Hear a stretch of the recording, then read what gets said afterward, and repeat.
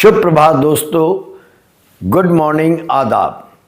नमस्ते सदा वात्सल्ये मातृभूमि, नमस्ते सदा वात्सल्ये मातृभूमि, तव्या हिंदू भूमि सुखम वर्धितम। राष्ट्रीय स्वयंसेवक संघ की यह प्रार्थना है और बहुत सुंदर प्रार्थना है। इस प्रार्थना में संघ के कार्य सेवक अपनी शाखाओं में मातृभूमि की वंदना करते हुए, राष्ट्र की वंदना करते हुए कहते हैं कि वे अपनी जन्मभूमि भारत को सदा ममतामयी समझ के उसे प्रणाम करते हैं, स्वीकार करते हैं कि उसी की गोद में पले बढ़े हैं। यह प्रार्थना कहती है कि भारत की भूमि पवित्र भूमि है, कल्याणमय भूमि है। बहुत सुंदर प्रार्थना है। इसके अंत में स्वयंसेवक संकल्प लेते हैं कि उनके भविष्य के सभी कार्य और नीतियां मातृभूमि के कल्याण के लिए होगी। वे ये वचन भी देते हैं कि देश की जनता उनकी अपनी संतान के समान है, जिसकी रक्षा करना उनका कर्तव्य है और इस सेवा पथ को वे किसी भी परिस्थिति में नहीं छोड़ेंगे। निश्चित रूप में बहुत सुंदर प्रार्थना है। वे स्वयं को मातृभूमि का सेवक मानते हैं, आश्वस्त करते हैं कि वे सदैव बुद्धिमत्तापूर्ण आचरण करेंगे, शांति प्रिय आचरण करेंगे और सदाचारी रहकर समाज और राष्ट्र की उन्नति के लिए कार्य करते रहेंगे। अंत में इस प्रार्थना का जो अंत है उसमें स्वयंसेवक अपनी मातृभूमि के विजय की मंगल कामना करते हुए कहता है, भारत भूमि की जय हो, बार बार जय हो। मुझे यह प्रार्थना आज विशेष रूप से याद आई। कई बार शाखाओं में स्वयंसेवकों को इस प्रार्थना को गाते हुए सुना है। आज लेकिन याद जिस कारण आई वो थोड़ा डिस्टर्ब करने वाला कारण है। मैं समझ नहीं पा रहा हूँ कि 1925 में पैदा हुआ संगठन राष्ट्रीय स्वयंसेवक संघ का जन्म 1925 में हुआ था, जब देश गुलाम था। 100 वर्ष पूरे कर चुका यह संगठन भला क्यों कर विदेशी धरती पर लॉबिंग का काम करवाने के लिए किसी प्राइवेट एजेंसी को हायर कर रहा है। मैं ये सोच रहा हूँ, थोड़ा भ्रमित हूँ कि एक एनजीओ को, एक गैर सरकारी संस्था को आखिर ऐसी क्या ज़रूरत आ पड़ी होगी कि उसे एक कैपिटलिस्टिक मुल्क में, विश्व के सबसे ताकतवर मुल्क अमेरिका में, वहाँ की सरकार को साधने के लिए या अपनी छवि को वहाँ की सरकार, वहाँ के प्रशासन के सामने दुरुस्त करने के लिए एक एजेंसी को हायर करना पड़ा और उस एजेंसी को बहुत बड़ा भुगतान करना पड़ा। तो चलिए चर्चा करते हैं आज आरएसएस के द्वारा कथित तौर पर दिए गए $3,30,000 जो एक निजी कंपनी को दिए गए हैं, एजेंसी को दिए गए हैं, लॉबिस्ट को दिए गए हैं। और ये मुद्दा अब जब प्रकाश में आया है कि $3,30,000 का भुगतान संघ के नाम पर अमेरिका में एक लॉबिंग कंपनी को किया गया है, तो निश्चित तौर पर इसके कारण देश में हो हल्ला हो रहा है, विवाद हो रहा है। पहले समझते हैं ये लॉबिस्ट क्या होते हैं। अमेरिका में या पूंजीवादी देशों में लॉबिंग करने वाली कंपनीज होती हैं जो किसी व्यक्ति के लिए या किसी प्राइवेट कंपनी के लिए सरकार के साथ लॉबी करती है, सरकार को समझाती है कि उस कंपनी का आचार व्यवहार ठीक है, या सरकार को मोटिवेट करती है, सरकारी सिस्टम को मोटिवेट करती है कि वह उस कंपनी को, उस निजी संस्था को या उस व्यक्ति को स्वीकार करे या उसको बिजनेस दे। इसको सरल भाषा में मैं आपको समझा रहा हूँ, इसी को लॉबिंग करना कहते हैं। भारत में लॉबिस्ट मेरे ख्याल से, जहाँ तक मेरी जानकारी है, कानूनी तौर पर अभी तक स्वीकार्य नहीं है। यहाँ पर हम ऐसे लोगों को ब्रोकर कहते हैं, दलाल कहते हैं। बहरहाल अमेरिका में लॉबिंग से जुड़े कानूनों के तहत वहाँ की हर लॉबिंग फर्म को ये बताना कंपलसरी होता है, डिस्क्लोजर करना कंपलसरी होता है कि उसे कितना पैसा किसने दिया और किस काम के लिए दिया। इसी एक्ट के तहत, इसी कानून के तहत 2025 की एक तिमाही रिपोर्ट अमेरिकी सरकार को सबमिट की गई है एक फर्म द्वारा, जिस फर्म का नाम है स्क्वायर पैटर्न बॉक्स।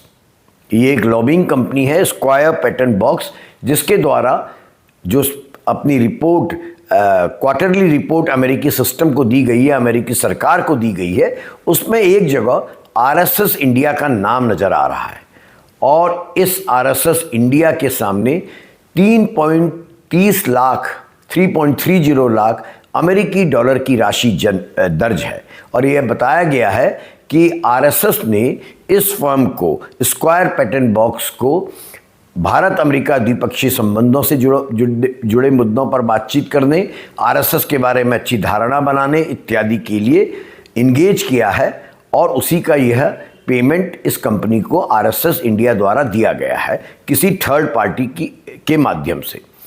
और यही वो एंट्री है, यही वो उल्लेख है आरएसएस का जो थोड़ा कंफ्यूजिंग है, समझ में नहीं आ रहा है भारत में बहुत सारे लोगों को कि आखिर एक गैर पंजीकृत एनजीओ को, एक संस्था को, 100 बरस पूरे कर चुकी संस्था को, जिसका घोषित लक्ष्य भारत को हिंदू राष्ट्र बनाना है, मातृभूमि के लिए काम करना है, उसे भला क्यों कर जरूरत आन पड़ी कि वो अमेरिका में एक लॉबिस्ट कंपनी को हायर करे।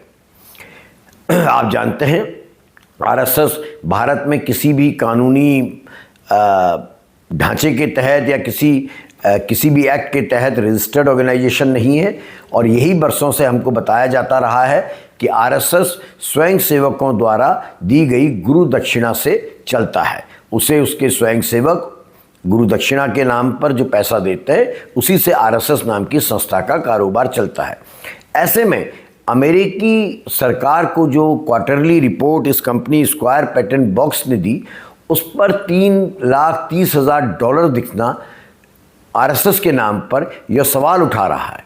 और इसी बात को ध्यान में रखते हुए भारत सरकार के पूर्व सचिव, एक वरिष्ठ आईएएस अधिकारी हैं EAS शर्मा, जो गवर्नमेंट ऑफ इंडिया में सेक्रेटरी रिटायर हुए हैं और जिनकी छवि बहुत ईमानदार अधिकारी की रही है, उन्होंने इस बात को रेखांकित करते हुए, अंडरलाइन करते हुए राजस्व सचिव भारत सरकार को, revenue secretary government of India को, central board of direct taxes यानी इनकम टैक्स डिपार्टमेंट को और प्रवर्तन निर्देशालय इन्फोर्समेंट डायरेक्टरेट ED को एक चिट्ठी भेजी है जिसमें उन्होंने ये पूछा है कि क्या ये जानकारी भारत सरकार को है, क्या वास्तव में इस तरह का कोई भुगतान आरएसएस या उससे जुड़े किसी व्यक्ति ने, किसी संस्था ने, किसी विदेशी कंपनी को दिया है, और यदि दिया गया है तो ये भारत से कैसे गया।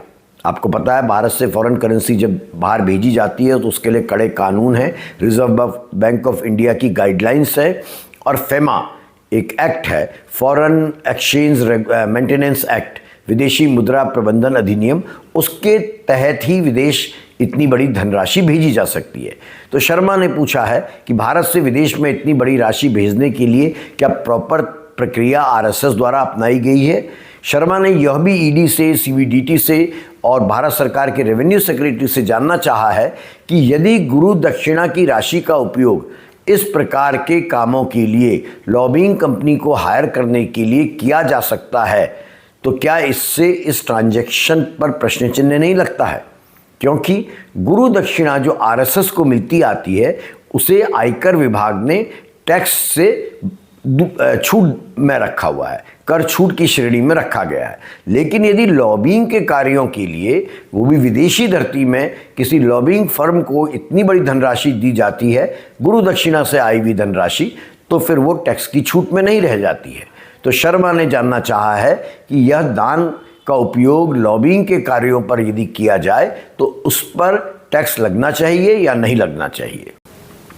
पूर्व सचिव शर्मा ने अपने पत्र में यह भी पूछा है कि जब आरएसएस एक रजिस्टर्ड एनजीओ नहीं है तब अमेरिकी फर्म ने, इस फर्म स्क्वायर पैटर्न बॉक्स ने आरएसएस इंडिया के नाम से ये जो भुगतान दिखाया है कैसे संभव है।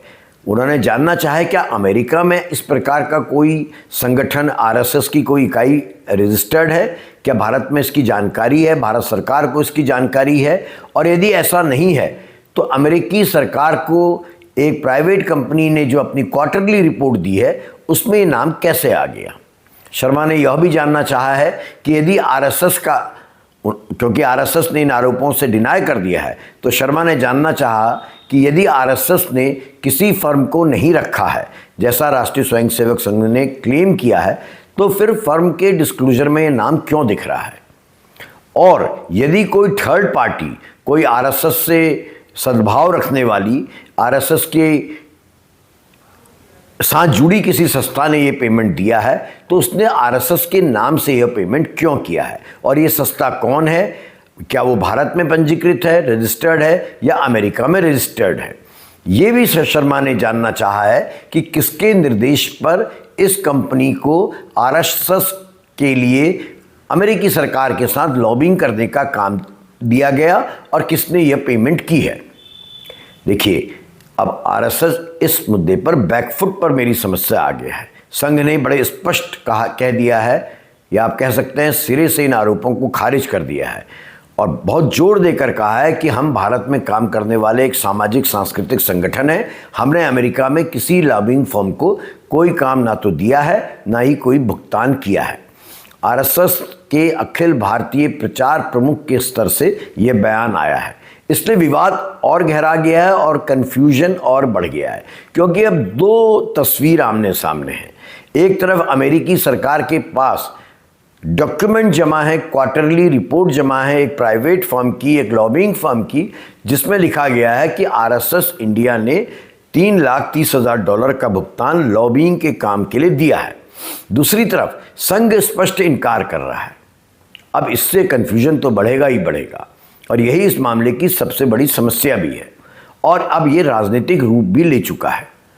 कुछ रिपोर्ट्स मुझे ऐसे पढ़ने को मिली जिनमें एक बताया गया है कि स्क्वायर पेटेंट बॉक्स नाम की फर्म वही फर्म है, गौर से सुनिएगा, स्क्वायर पेटेंट बॉक्स वही लॉबिंग फर्म है जिसने पाकिस्तान के लिए भी बड़े पैमाने पर अमेरिकी प्रशासन के साथ लॉबिंग का काम किया था, और इस लॉबिंग के बाद अमेरिका में पाकिस्तान के पक्ष में कुछ नीतिगत फैसले भी लिए गए थे। ये जानकारी निश्चित रूप से इस पूरे मुद्दे को और ज़्यादा संवेदनशील बना रही है, क्योंकि बहुत स्वाभाविक है जब एक ही फर्म दो प्रतिद्वंदी देशों के लिए काम करे, लॉबिंग का काम करे, तो संदेह उठना स्वाभाविक है। और हमारा विपक्ष इसे उठा रहा है। विपक्ष ने इस मुद्दे को लपक लिया है। विपक्ष का कहना है यदि अमेरिकी दस्तावेजों में आरएसएस का नाम आया है तो केंद्र सरकार को यह स्पष्ट करना चाहिए या यह पता लगाना चाहिए कि आखिरी भुगतान किसकी ओर से हुआ है, क्यों हुआ है और किस उद्देश्य से हुआ है। विपक्ष भी यह जानना चाहता है, पूर्व सचिव शर्मा भी यह जानना चाहते हैं क्या इसके बारे में कि औपचारिक जानकारी आरएसएस को थी और आरएसएस ने क्या भारतीय एजेंसीज को या आरबीआई को यह जानकारी दी। कई पॉलिटिकल पार्टीज ने यह भी आरोप लगाए हैं कि यदि कोई वैचारिक संगठन विदेशों में लॉबिंग करा रहा है तो यह सवाल उठना स्वाभाविक है कि क्या विदेश नीति के मामलों में सरकार की राय ली गई, और क्या विदेश नीति के मामलों में सरकार और किसी एनजीओ की राय अलग अलग हो सकती है, या फिर यह संगठन यानी आरएसएस विदेशों में भारतीय नीतियों और विचारों को प्रभावित करने की कोशिश कर रहा है। और इस विवाद के बीच एक अन्य चिंता भी सामने आती है। वो चिंता आती है भारत में विदेशी भुगतान को नियंत्रित करने वाले नियमों को लेकर, फेरा को लेकर, फॉरेन एक्सचेंज मेंटेनेंस एक्ट को लेकर, जो बेहद सख्त है, हर लेन देन का हिसाब रखता है, और यदि किसी ने नियमों का उल्लंघन किया है तो ईडी और सीबीडीटी यानी कि इनकम टैक्स विभाग दोनों इस पर एक्टिव हो जाते हैं। इसी कारण पूर्व सचिव शर्मा ने कहा है, इन संस्थाओं से पूछा है, इनको चिट्ठी लिखकर पूछा है कि अमेरिकी रिकॉर्ड में आरएसएस का नाम दर्ज होने के कारण क्या ईडी और सीबीआई इस मामले में कोई कार्रवाई करने जा रहे हैं। अमेरिका का कानून बहुत स्पष्ट है। अमेरिका में विदेशी संस्थाओं के प्रभाव और राजनीतिक गतिविधियों पर नज़र रखने के लिए दो कानून हैं। एक कानून है एलडीए जो कहलाता है लॉबिंग डिस्क्लोजर एक्ट, और दूसरा कानून है फारा है फॉरेन एजेंट्स रजिस्ट्रेशन एक्ट। यदि कोई विदेशी संस्था अमेरिकी राजनीति या वहाँ के जो एडमिनिस्ट्रेटिव डिसीजंस हैं, नीतिगत निर्णय हैं, उनको प्रभावित करने के लिए लॉबिंग करती है तो उसे फॉरेन एजेंट्स रजिस्ट्रेशन एक्ट के तहत दर्ज होना चाहिए। लेकिन इस कंपनी स्क्वायर पेटेंट बॉक्स ने आरएसएस के नाम से जो पेमेंट दिखाई है वो लॉबिंग डिस्क्लोजर एक्ट के तहत दिखाई है।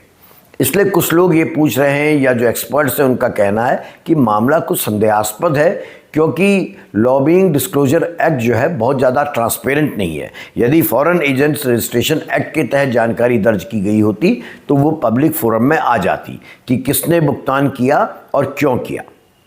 इस विवाद के बाद एक और चर्चा भी शुरू हो गई है कि भारत में बड़े सामाजिक संगठन, एनजीओ, वैचारिक समूह अपनी आय, खर्च और विदेशी संबंधों के बारे में ज़्यादा ट्रांसपेरेंट होने चाहिए, या ऐसी व्यवस्था होनी चाहिए कि उनके द्वारा जो पैसा विदेशों से आ रहा है या विदेशों को जा रहा है वो पब्लिक डोमेन में, सार्वजनिक पटल में नज़र आए। किसी विदेशी दस्तावेज में यदि उनके नाम पर लाखों डॉलर लिखे गए और देश में कोई यह भी ना बता सके कि किसने पैसा दिया, क्यों दिया, कब दिया, कहाँ से पैसा आया, कहाँ गया, तो ये बड़ी ही चिंता की बात है। अभी तक केंद्र सरकार की ओर से मेरी जानकारी में इस मामले में कोई औपचारिक बयान नहीं आया है, लेकिन उम्मीद की जा सकती है कि सीबीडीटी और ईडी निश्चित तौर पर इस पर कोई ना कोई कार्रवाई करेंगे। हर छोटे बड़े मामले पर कार्रवाई करने वाली ये दो संस्थाएं अवश्य राष्ट्रीय स्वयंसेवक संघ से भी जानकारी मांगेंगी, और जो भी सिस्टम होता है विदेशी हमारे दूतावास के थ्रू या विदेशी सिस्टम जो भारत और अमेरिका के बीच में जो भी सिस्टम है उसके थ्रू इस कंपनी से भी ये जानकारी मांगी जानी चाहिए कि उसे $3,30,000 का भुगतान किसने किया। ये बहुत ज़रूरी है ताकि फेमा जो नियम है हमारा फॉरेन एक्सचेंज मेंटेनेंस एक्ट, उसका कड़ाई से पालन किया जा सके। ये इसलिए भी ज़रूरी है कि गुरु दक्षिणा के नाम पर या किसी भी सामाजिक कार्य के नाम पर जो डोनेशंस लोग देते हैं उनको सही ढंग से उस पैसे का उपयोग हो, इसकी जानकारी रखना भी सरकार का काम है और उस संगठन की जिम्मेदारी है जिस पर विश्वास करके लोग पैसा दे रहे हैं। जब किसी संगठन का नाम विदेशी सरकारी दस्तावेजों में लाखों डॉलरों के भुगतान के साथ नज़र आए और संगठन कह दे कि उसने ऐसा कुछ नहीं किया है, तो ये एक बहुत बड़ा पैराडॉक्स है, बहुत बड़ा विरोधाभास है जो जांच का विषय बन जाता है। और इसी कारण यह मामला अब सिर्फ राजनीतिक विवाद नहीं है, संघ के विरोधियों और संघ के बीच की लड़ाई नहीं है, बल्कि ये कानूनी प्रश्न बन चुका है। सच क्या है यह आगे की जांच से साफ होगा, लेकिन ये मुद्दा मेरी समझ से जल्द ख़त्म नहीं होने वाला है। और सबसे बड़ी बात, सरकारी कानून और नियमों से इतर ये भी बात समझना बहुत ज़रूरी है, समझना हम सबको चाहिए और संघ को समझाना चाहिए। यदि उसके पक्ष में किसी लॉबिंग कंपनी ने काम किया है तो भला संघ को अमेरिका में एक लॉबिंग फर्म रखने की ज़रूरत क्या है। संघ की प्रार्थना स्पष्ट कहती है कि संघ मातृभूमि के लिए काम करने वाला, भारत में काम करने वाला एक संगठन है। तो ऐसे में अमेरिका के साथ, अमेरिकी प्रशासन के साथ लॉबिंग करने की बात समझ में नहीं आती है। ये गंभीर मुद्दा है, क्योंकि जैसा संघ के प्रमुख कह रहे हैं, प्रचार प्रमुख, कि कोई एजेंसी हायर नहीं की गई, तो ये जांच होनी चाहिए। भारत सरकार को ये जांच करवानी चाहिए, अमेरिकी सरकार से मदद मांगनी चाहिए। आखिर इतने प्रतिष्ठित संगठन राष्ट्रीय स्वयंसेवक संघ के नाम से $3,30,000 किसने दिए, या इस कंपनी ने अपने डिस्क्लोजर में, स्क्वायर पेटेंट बॉक्स ने अपने डिस्क्लोजर में ये बात क्यों कही। धन्यवाद।